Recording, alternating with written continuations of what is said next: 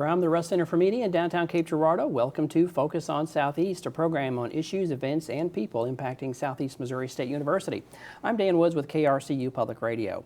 Later on today's show, we will learn more about recreation services at SEMO with Director Eric Redinger. But first, SEMO Athletics has been succeeding on the field and in the classroom with record-setting team GPAs. Brady Barke is Vice President for Intercollegiate Athletics here at SEMO, and he's here to tell me about that and some other things happening at athletics. Hey, Brady, good to see you. Good to see you. So I was looking through some of the numbers, and these teams, the GPAs have just been, it's been fantastic. You have to be proud of it.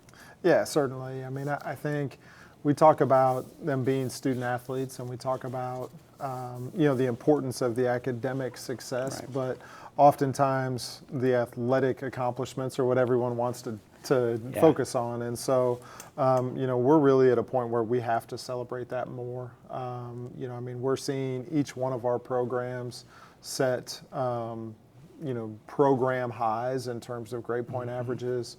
We're setting departmental records in terms of grade point averages, but really, I think more importantly, graduation success rates. When we're seeing our student athletes that exhaust their eligibility, and we're graduating over 90% of those student athletes, that's really what it's about at the end of the day.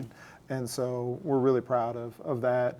Obviously the job that our coaches do, finding the right student athletes to come to the institution, but our support staff and ensuring that they're, helping those students continue, and the student athletes ultimately the ones doing the work. Yeah. So when you came to athletics and took over as athletic director, was this one of your goals, was to grow the academic side? I mean, is that something that you really had an eye on at the beginning? Yeah, I mean, I think ultimately that's what they're here for, right? We're talking about, I think when we talk about our goals as an athletics department, we want to be the premier athletics department in the Ohio Valley Conference, and not just in the competitive space, but in the academic space, and then in developing those students for life after sport. And so, for many of them, the vast majority, they're not going to have a chance to play professionally. Right. And even if they do, at some point that ends. And so we want them to be able to get that degree to change their trajectory, but then also ensure that we're preparing them for the next chapter. And so those have been two areas I think that I've really tried to focus on as I've been here.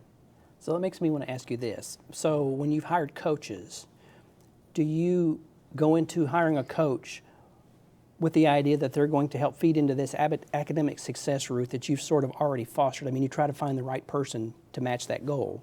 Yeah? Yeah, absolutely. I think so many times by the time you get to a point where you're ready to become a head coach, the sport-related things, the coaching pieces of it, really the knowledge of the sport isn't that much different from coach to coach. And so it's really about finding people who are aligned with the goals and the mission that you have as a department, and trying to find people that are all kind of, rowing in the same, direction. Just because, I think, especially an institution like ours, we have to have something that differentiates ourselves from others.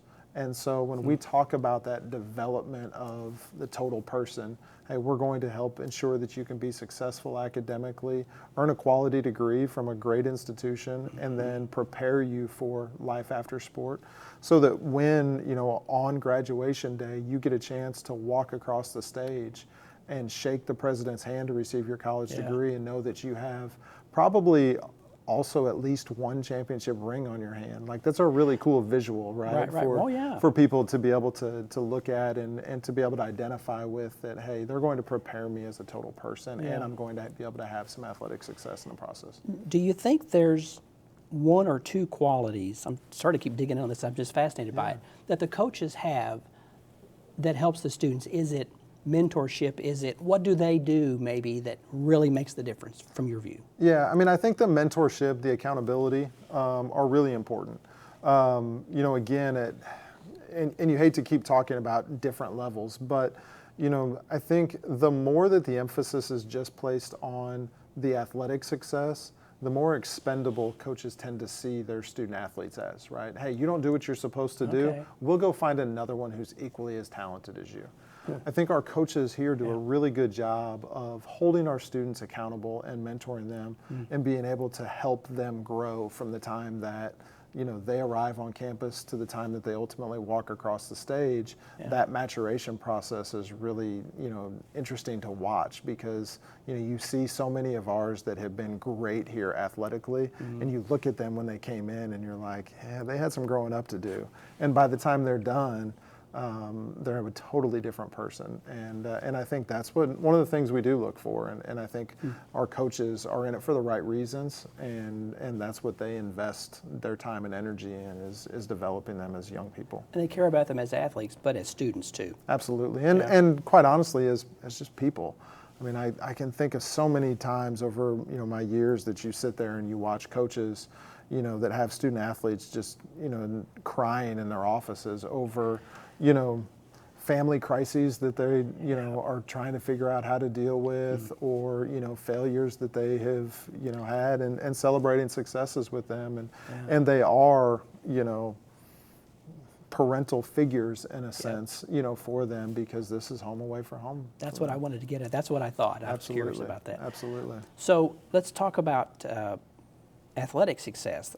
How many OVC titles in the since 2019? I read 30 plus. Yeah, I think the number it's hard to keep track. I feel like we're winning them at such a great clip. But 35 OVC championships since 2019, and that's more than double the next best school in the OVC. And so when you think about that level of success, I actually had gone back and looked. The amount of time it took to win the previous 35 would have to take us from 2019 all the way back to 2001 in order to win the previous 35. And so when you think about it took 18 years to do what we've done in the last 6, is really pretty remarkable. It is amazing to stop and think about. What has that done for the fan base? That success. I mean, it has to get them energized, I would suspect. Yeah, I mean, we've seen it. We've continued to hit record marks in terms of ticket sales revenue and attendance numbers, and across multiple sports. And so we're seeing increased interest from fans and community members. But I think where I've seen it too, which has been a lot of fun to watch, has actually just been in the pride generally in the community and the region. As you walk around and you see more and more people wearing SEMO branded apparel. You see more businesses that put something on a marquee that says proud supporter of SEMO, or those types of things, which before you were hard pressed to try to find that type of engagement. And so that's ultimately what we want, right? We want the region to be proud of this university, and we know that from an athletic standpoint, we're a huge vehicle in driving that home for this region, and we take a lot of pride in it. And the success on the court or in the field, that has to help with recruiting, and when we're out trying to recruit new students, I would suspect too. Yeah, it does. I mean, again, when we go back even to the visual, right, of graduating champions, I mean, that's a really cool thing for an 18 to 22-year-old through a recruiting process to talk about, I get to go, I get to win a championship, I'm going to finish my degree. I'm going to be treated like a rock star in the community type of, mentality. And so, it definitely helps, and people know that they can come here and they can, have a fostering environment, from our coaches and our support staff that are going to help them, but they're going to get a chance to be able to be successful athletically too. Different.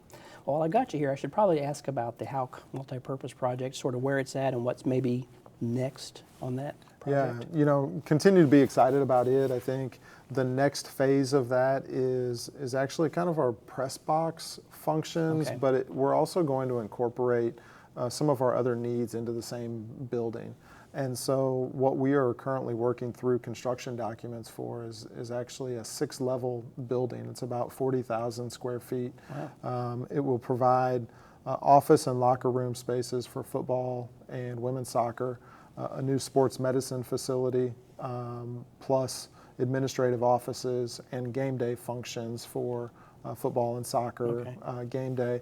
And then it'll actually also have a premium space to be used on football game days, but one that will also serve as an event space that can be rented out, whether that's for, corporate functions or university events, those types of things. Yeah. And so we're working through those construction documents probably for the balance of this 2025 year, and hope that, by the new year, we're looking to be able to begin construction on that. Mm-hmm. And it's probably a 2-year wow. construction timeline. And so I would anticipate we're probably eyeing 2028 for completion. Okay. Of that, but it's still progressing and something that'll be a differentiator for us for sure when it gets finished. Exciting. We've got about 90 seconds or so. I'm just curious about any sort of future plans, anything that you're watching on your radar related to higher education athletics right now. Yeah, athletics is a huge, enterprise that is changing really rapidly right now. And so, we're trying to watch. There's been a lot of litigation around college athletics, and, so the rules of that game are changing a lot.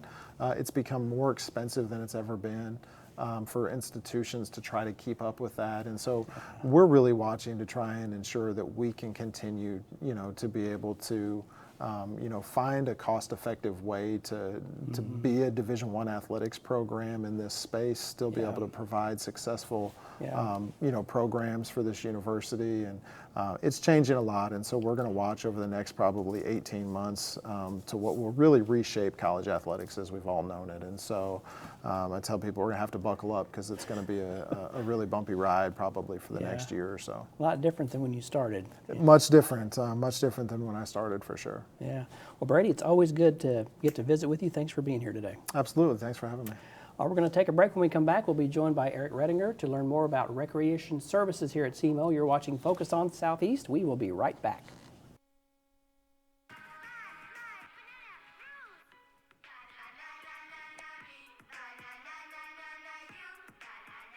Losing the fear of looking foolish comes with age.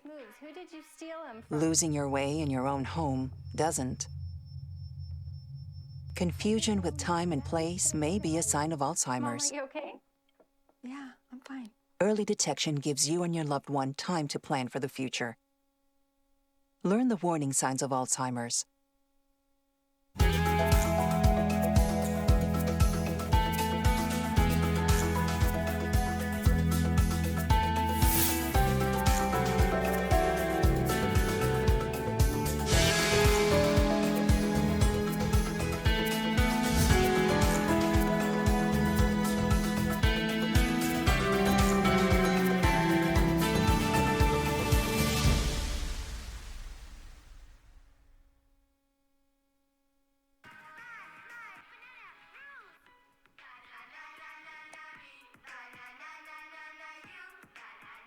Losing the fear of looking foolish comes with age.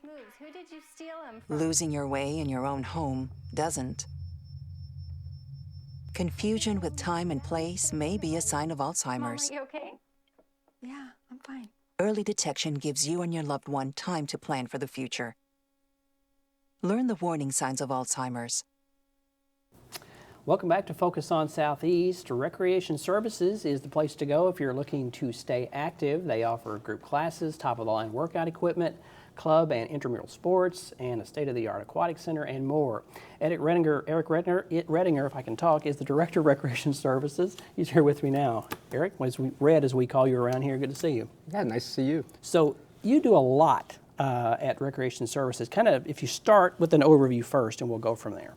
Sure. So recreation services, first and foremost, that can be confusing to people because they think it's an academic program, but it's not. It's nothing academic at all. It's just the fun stuff for students to blow off steam, to get connected to other students, just to have fun. And that it can encompass just as much as going out to a field space and playing a game recreationally with their friends, going into the rec center, signing in. Maybe they lift weights, maybe they play basketball, maybe they run on the track, use a treadmill, or use the aquatic center, or join a club. Yeah. How are you funded over there at Rec Services? We're funded predominantly through general fees, so the student general fees. So all of our students, when they're taking classes, are members at the rec center. Okay. They get free group fitness classes along with that. And then most of the most of the things that we offer are free for students. Yeah. When I was out shopping not too long ago, I had someone ask me, because they saw that I worked at SEMO, I had my SEMO gear on, and they said, so the rec center, can community members visit the rec center? And I said, I'm not sure, but I know that you can answer that question for me. Yes, definitely. So although it says Student Recreation Center on the outside of the building, and we're predominantly focused on SEMO students, we also provide memberships for our full-time faculty and staff so they can be healthy, help out Yeah. with our health insurance long-term. We offer alumni memberships at a big discount, so our thank you to our alumni. Yeah. And then we do offer community membership, but also we offer rentals for field rentals, for youth soccer, things of that nature. And then also just daily passes. So if you just have family in for the weekend and you just want to come in and go to the aquatic center, we can do that as a daily pass too.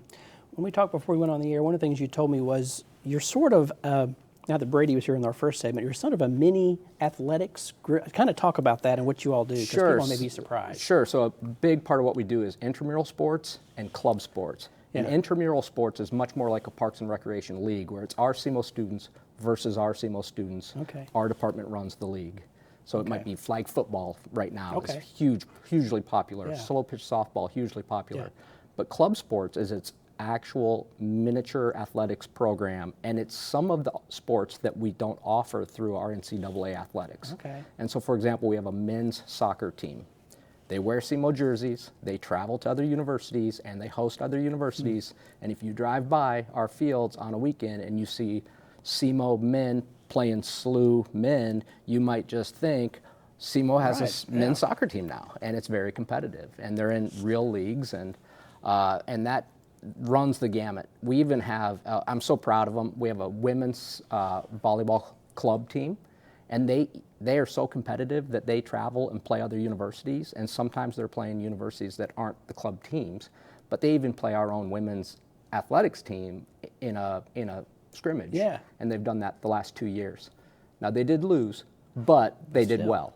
Yeah, but folks may not realize that we sort of have our own little mini athletics department sort of within Rec Services. Yes, we do. And even within that, going even farther beyond that, we have our esports club I know teams. that's huge. Talk about that. Sure. So our esports, it's this umbrella, this little miniature athletics program, and you think about each game title as its own sport.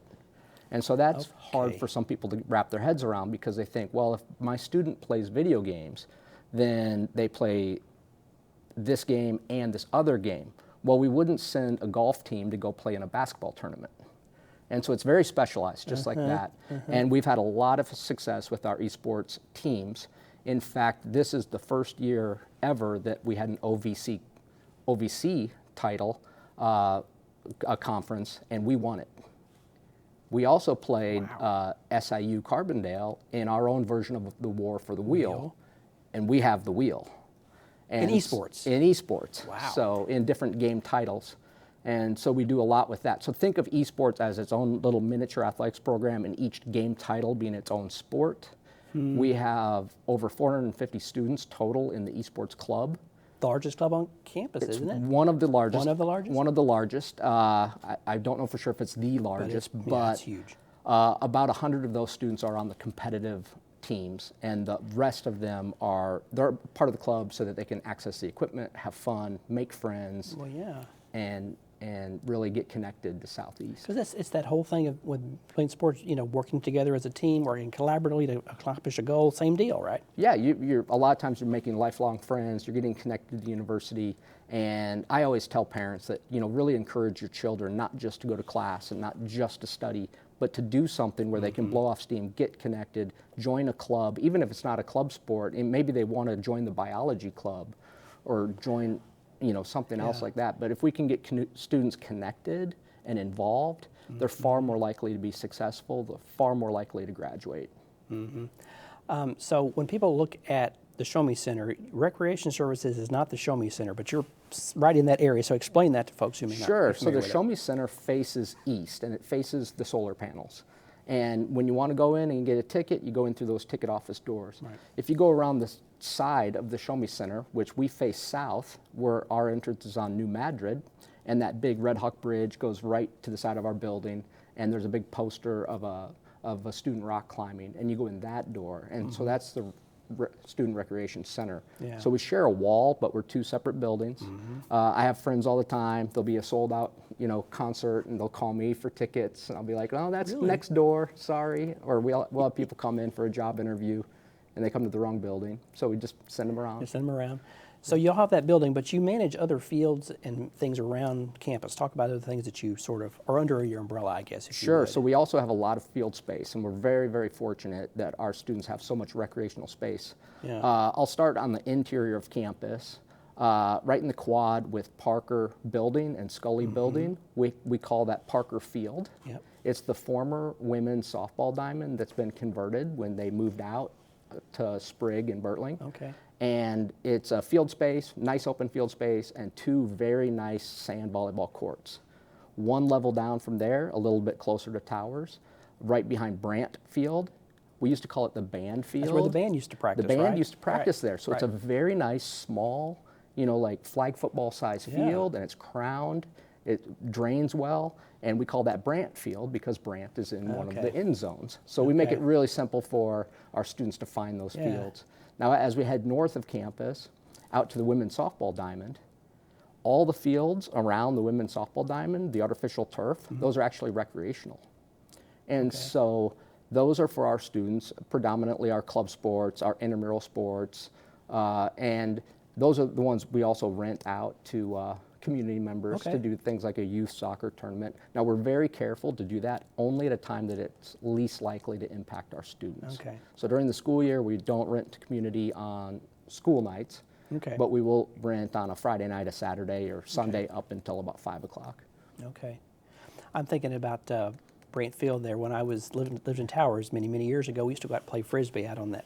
That's exactly right. It's great for that. We also Perfect have place. our Upper Bertling field, which is a huge natural grass field. We have ability to play two flag football fields side by side, and two of the tennis courts at the tennis complex, the two front courts. Okay. Those are recreational.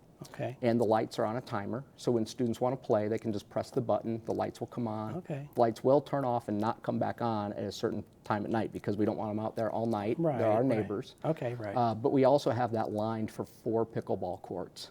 And so we have nets out there. So our students have access to 4 pickleball courts outside, or if they come inside the rec center, they have access to 8 pickleball courts. Because all of our courts are made to be multi-purpose. Yeah. So you have a basketball court, but it's also lined with 4 pickleball courts, Okay. or badminton courts, or a volleyball court.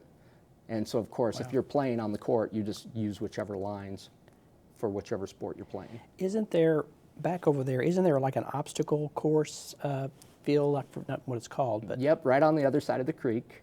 You can see it through the tree line when the leaves aren't in bloom. Yeah. And that's our challenge course. We're very fortunate. We have a high challenge course. So it's a big pole course, telephone poles, utility poles that you climb up in. You're cabled in, you're roped in. And so if you fall, it is scary, but you're safe.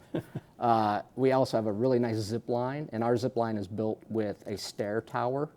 So a lot of our groups like to use the low challenge course, but then they'll grand finale finish with the zip line because not everybody wants to climb a telephone pole and walk around on cables. But a lot of people are okay with climbing a stair tower, Yeah. getting connected in, and then zip lining. do most students know about all of these things that are available to them, or do you find sometimes they're like, wow, we didn't know we could play pickleball, or we didn't know we could? We find that the students that are seeking it out learn it right away. They figure it out. And we have a really cool camp program for incoming freshmen called Camp Red Hawk. And I would encourage anybody, even if you live locally, if you have an incoming freshman, look into Camp Red Hawk because they see the entire campus. They really get connected and make friends and make peers right away because they're spending days with a group of their Yeah. peers. But the Camp Red Hawk, they see everything before they even come to campus full time. That'd be nice. But a lot of those students, once they start seeking out those programs or seeking out those things, then they'll learn right away that, oh, we can play pickleball indoors. We just have to ask, and the staff will get the nets out. Or outside Okay. now, it's really convenient because those nets are out there permanently, Okay. and they just wheel into position or wheel out of the way if you want to play tennis. Yeah.